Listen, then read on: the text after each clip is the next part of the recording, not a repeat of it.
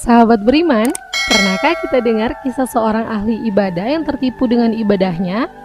Tapi sebelum lanjut, jangan lupa klik subscribe, like, dan tombol lonceng notifikasi di sebelah kanan dulu ya, agar mendukung channel ini untuk dapat terus menyiarkan syiar-syiar Islam. Amin ya robbal alamin.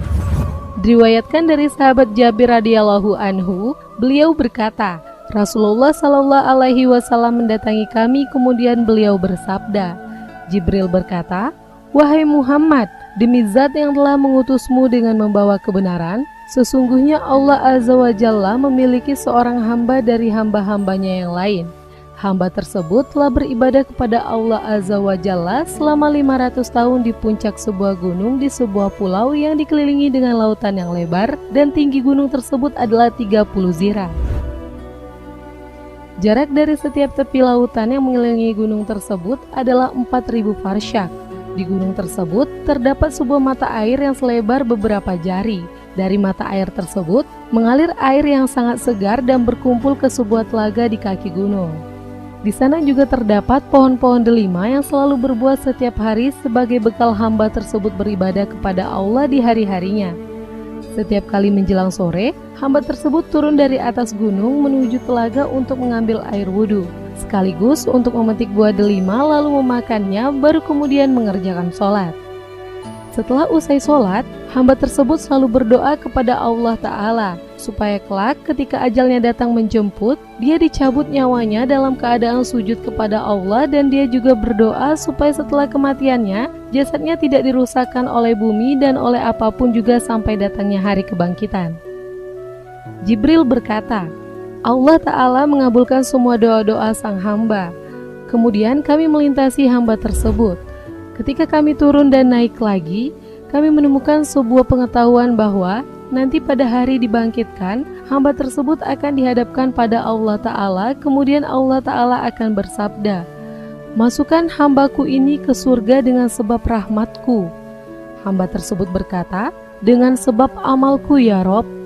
Allah bersabda, "Masukkan hambaku ke surgaku dengan sebab rahmatku." Sekali lagi hamba tersebut berkata, "Dengan sebab amalku ya Rob."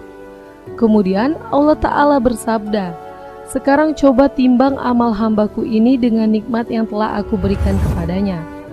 Dan ternyata setelah ditimbang, nikmat penglihatan yang telah diberikan Allah kepada hamba tersebut menyamai dengan timbangan amal ibadah yang telah dilakukan selama 500 tahun. Dan masih tersisa anggota tubuh lain yang belum ditimbang, sedangkan amal hamba tersebut ternyata sudah habis.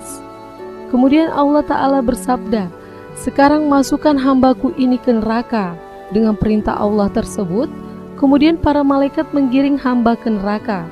Tiba-tiba ketika akan digiring ke neraka, hamba tersebut berteriak sambil menangis, "Ya Rob, masukkan aku ke surga dengan rahmatmu." Kemudian Allah Ta'ala bersabda kepada para malaikat, "Tahan dulu wahai malaikat dan bawa ke sini." Hamba tersebut lalu dibawa oleh para malaikat ke hadapan Allah Ta'ala. Kemudian Allah Ta'ala bersabda, "Wahai hambaku, siapakah yang telah menciptakanmu yang sebelumnya kamu bukan apa-apa?"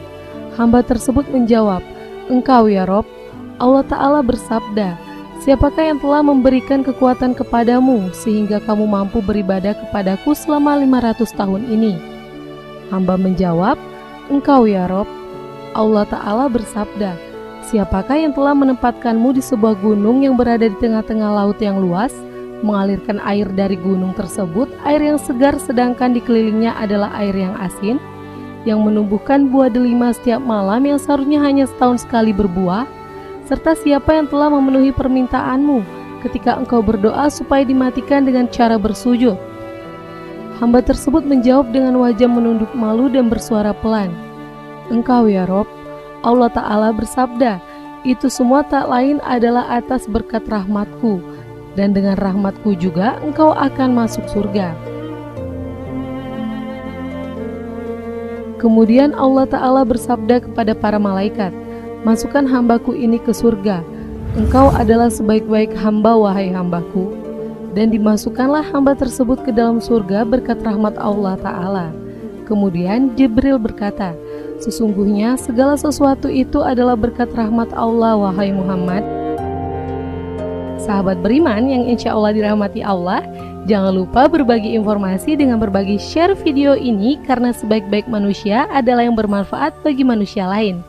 Demikian ya sahabat, semoga bermanfaat.